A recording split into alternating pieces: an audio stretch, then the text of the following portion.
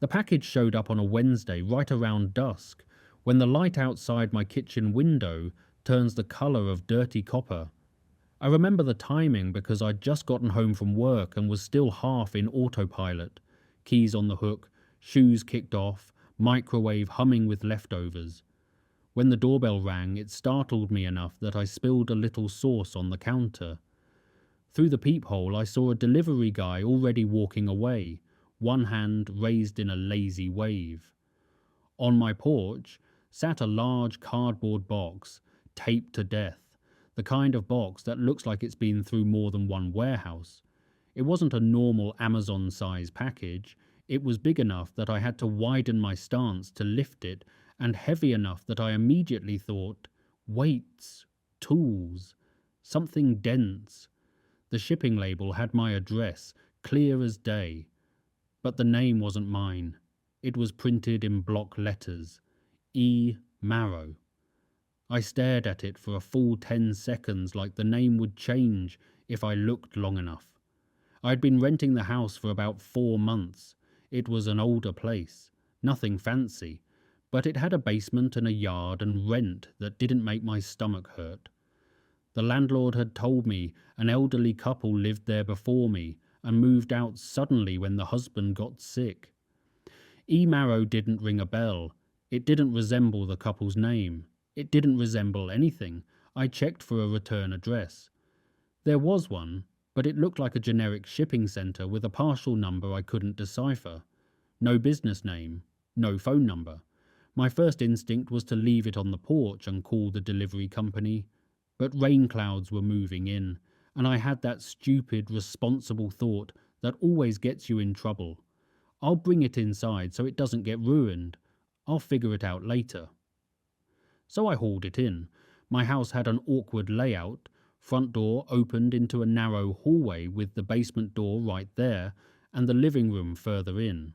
The basement door was one of those old wooden doors with a simple latch and a deadbolt that locked from the upstairs side.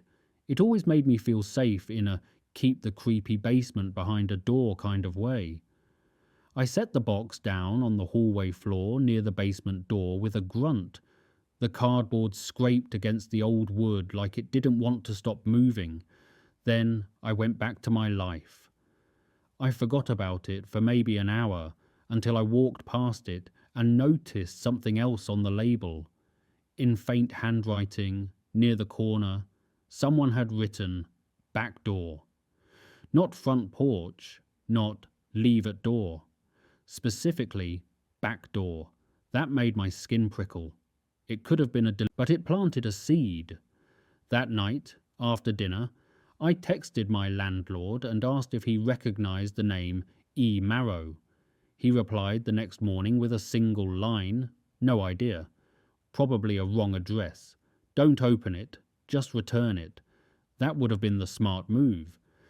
Instead, I did what most people do when faced with something mildly suspicious and inconvenient. I procrastinated. I told myself I'd deal with it on the weekend. I pushed the box a few inches closer to the basement door, so it wasn't in the middle of the hall. It was heavy, awkward to slide, and it left a faint, dusty trail on the floorboards. Then I went to bed. The first sound came around 3 a.m. It wasn't loud enough to wake me fully. It pulled me halfway out of sleep, like a hook. A dull thump from downstairs, followed by the faintest scrape. I opened my eyes in the dark and listened. The house was quiet, except for the fridge cycling on and the wind tapping the siding. I told myself it was the house settling. Old homes make noises. Basements are basically noise machines. I rolled over. Then it happened again. Another dull thump. Closer this time, like something bumping wood. My heart sped up. I lay there listening, trying to decide if I was overreacting. Nothing after that. Silence. The next morning I nearly tripped over the package. It had moved. Not much. Maybe 2 or 3 inches. But it wasn't where I'd left it. It was angled now, as if someone had nudged one corner. The dusty trail on the floor confirmed it wasn't my imagination. I stared at it, annoyed and unsettled, then immediately tried to rationalize it. Floorboards uneven, gravity. I'd set it down weird. Maybe it settled overnight. I pushed it back where I thought it had been and went to work. That evening, I got home and stopped dead in the hallway. The box had moved again. This time, it was closer to the basement door by almost half a foot. It was also turned slightly, as if it had been rotated to face the door. That's when my mind finally allowed the thought I'd been avoiding. Something is touching it when I'm not here. I checked the locks. Front door locked, back door locked, windows latched. Nothing looked disturbed. I told myself it was impossible. It had to be something simple. But at 2:58 a.m., the scraping returned. This time, I sat up in bed. The sound was unmistakable, cardboard dragging across wood, slow, deliberate, pausing, then dragging again. I got out of bed and crept into the hallway barefoot. The air felt colder there, stale with that basement smell that never fully leaves an old house, damp earth and old concrete. I stared at the box in the dim light. It was now pressed right up against the basement door. I didn't remember pushing it that far. I stood there for a long time, listening. Nothing. I crouched, put my hand on the cardboard, and felt something I didn't like. A faint vibration, like pressure had been applied recently, like the box was still settling from being moved. I backed away and went back to bed with my heart pounding hard enough to make my pillow vibrate. By the fourth day, I was jumpy in my own house. Every creak made me look up. Every change in air pressure made me think a door had opened. I started leaving a chair under the basement doorknob, ridiculous and childish, but it made me feel like I'd at least done something. Then I noticed something worse than the box moving. The basement door's deadbolt was scratched, not the kind of light scratch old metal gets.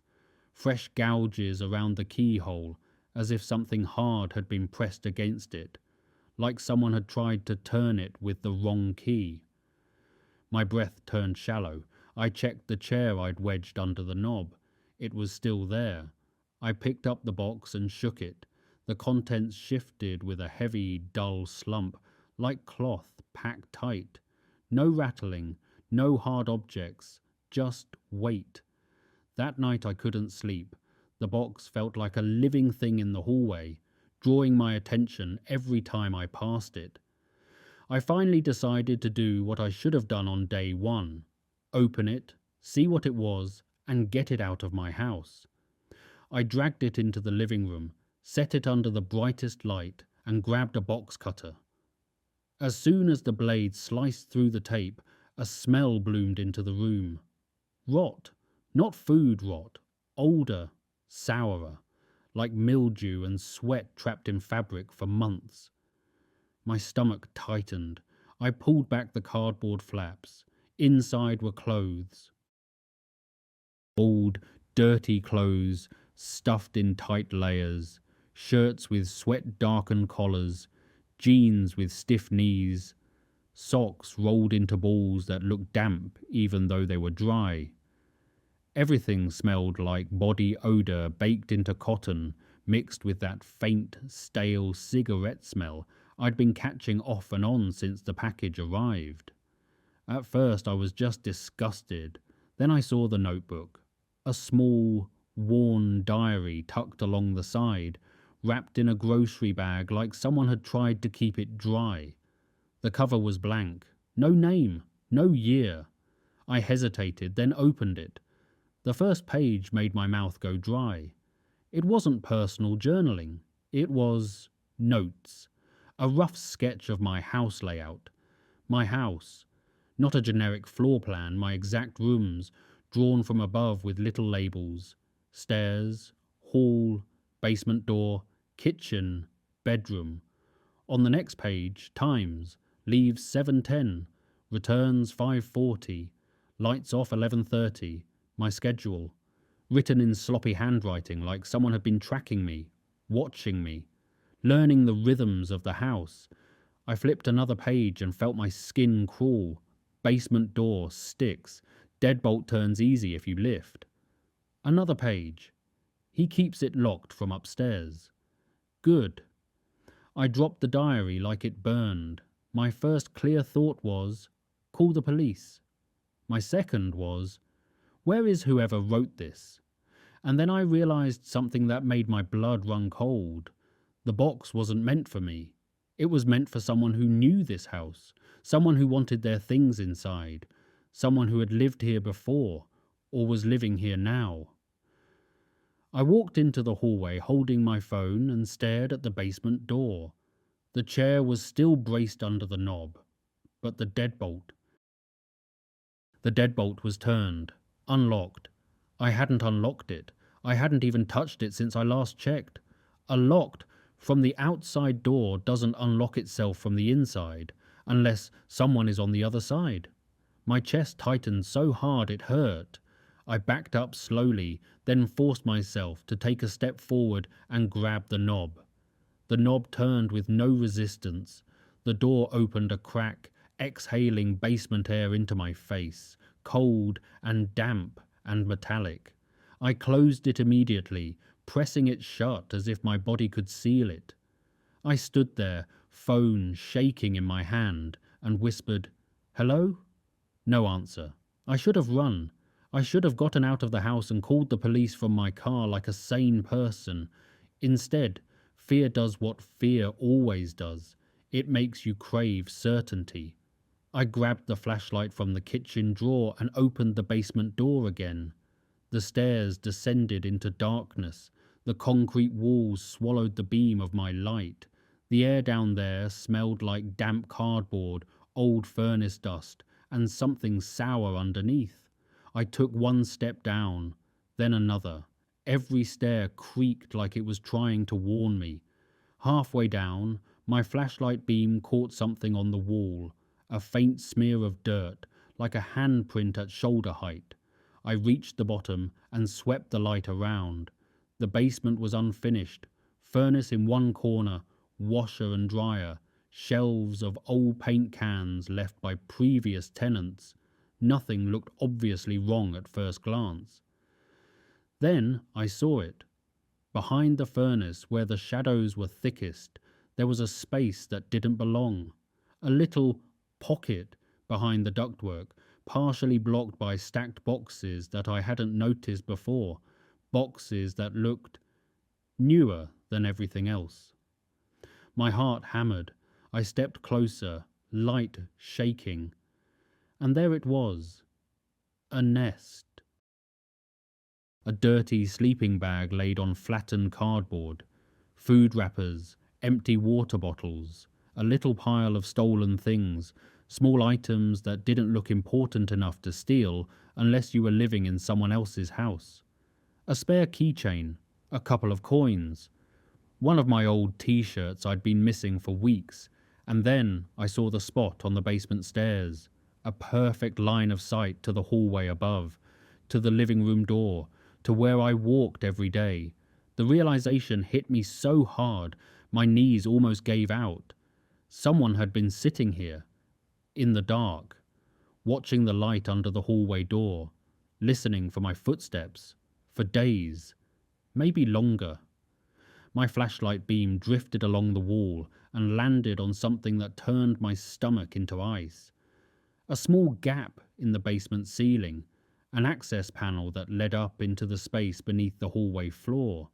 There were fresh scuffs around it, like it had been opened and closed repeatedly. The package wasn't the intruder. The package was camouflage.